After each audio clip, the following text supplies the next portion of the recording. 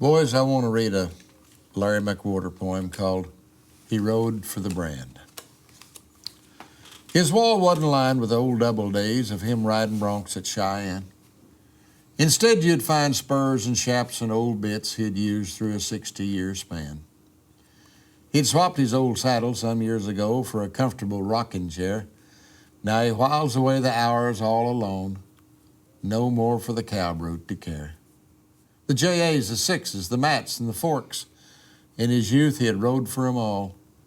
He'd stay with the wagon from early spring, then till it pulled back in after fall.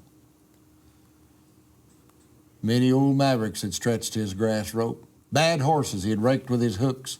He'd been a man among men, you could tell by the way he talked and his looks.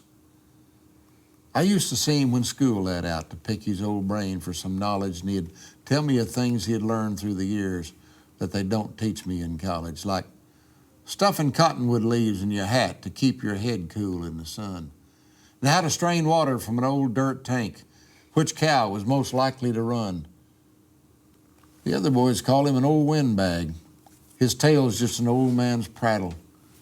But there was a time he'd do a day's work on horses that we couldn't saddle.